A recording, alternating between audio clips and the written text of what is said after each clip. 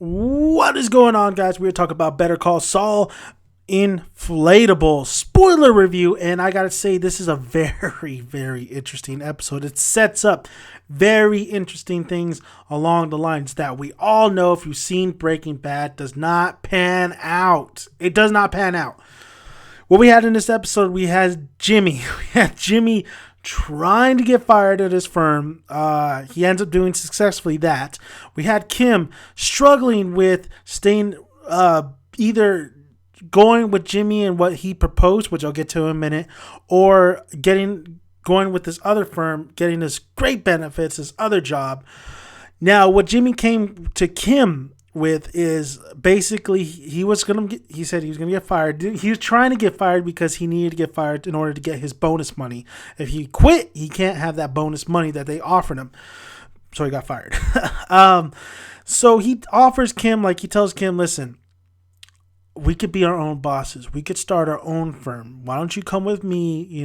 I can give you your money to pay off your school debt. Let's do it. Let's be our own bosses. And Kim rejects him at first. Goes to the meeting to the other firm and sees Rich and everybody else. And they said they're going to she actually calls Rich Howard by accident. I thought, that was bad. That was really, really bad. But she decides, you know what? I'm going to give Jimmy a chance. Jimmy has way too many chances at this point. She should have knew better.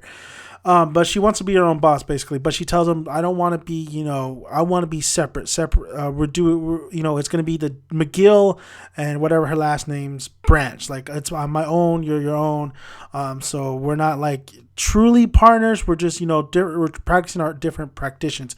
Because she knows Jimmy is going to still be Jimmy. She knows she's going to be colorful on the things he does, like we've seen him do. I mean, he's back to back to square one in season 1, where he's in back of the nail salon. He has his little office. Now he has a sweet ass $7,000 table, must say. But still, she knows. Now, I got to say that there was a lot of great things about this. What I really liked was how he was trying to get fired, how colorful his suits were. It kind of remind me of Saul. It kind of is a little bit of birth of Saul. I really like that. I did like what was crazy was Mike. Mike is spending all this money on his daughter-in-law for her to live somewhere, because she gets a new house. It's going to cost more money. So this is why Mike has to take all these jobs. This is why Mike ends up where he does in Breaking Bad. So, but I really did like this episode. I like the editing. I like the, the montage, so to speak, of him trying to get fired. I love the bagpipe scenes. A lot of funny moments in here. I love the interaction between him and Kim. I love Kim's struggle to see where she wants to go. And I knew I did like at first when she says no to Jimmy, but then when she goes back and she says, okay, I want to, we could do this. Let's do this, Jimmy. Because it's going to be a train wreck at the end of this whole series. And I hate to see Kim just be, it's going to be that sad day when Kim is just that's it. Her and Jimmy are done. Because it's going to happen. Does that mean they could rekindle? Because, Jimmy, this is somewhat of this is a prequel, yet a sequel at the same time, because we know Jimmy's in hiding and stuff. But it's just so sad to know that, and just so sad to see Kim invest all her eggs into Jimmy's basket, basically, and know that they're going to get cracked. What I really loved was the very beginning. We saw little Jimmy, and we saw this guy hustle his dad and ask for $5 because a lot of shit happened, his kid and his car. And his dad, he tells his dad, I thought Jimmy was going to pick up on it. That's where he gets slipping Jimmy. But no, it's actually, he knew right away, Dad, hey, that motherfucker's playing you, man. He got played last week. You've been played for the last 3 days. But he does pick up on the thing where, are you going to be a sheep or are you going to be a wolf? And wolves in this world outlive the sheep.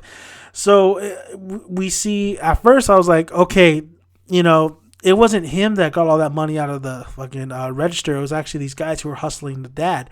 But that's why Jimmy starts getting money out of the register, because they see how weak his dad is and how this guy is just he took advantage. This guy, really gave his dad the works. So not the works, like, or kicked his ass. He just like really mind fucked him, honestly. But honestly, or not mind fucked him. He just made him sympathize towards him so he can get money. And what a dick move, bringing out like, I'll get 2 cartons, and he has like just rolls of fucking money, and it's just ridiculous. I hated that. I hate that douchebag. But overall, this was a great episode. Very entertaining, very funny. I really did enjoy this episode a lot. I enjoyed it a lot. I love the setup that it's bringing with him and Kim, because we know it's going to be a disaster later on down the road. It'll probably be so good in the very beginning, but it will be a disaster towards the end, because we know Kim is not in the picture in Breaking Bad. She's just not. But I want to see where Mike is headed. We see him driving up to, I think he's going to take more jobs. He's going to take more jobs to see what's up with Mike. I would love to see Gustavo along the line as well. Great stuff, though. Thank you guys for listening. If you haven't already, hit that subscribe button. We'd really appreciate it. Comment below if you really loved this episode, and like the video if you like it. I'm Dan Dan's son, and I will see you guys later. Stay safe. Now, stay good. Be good.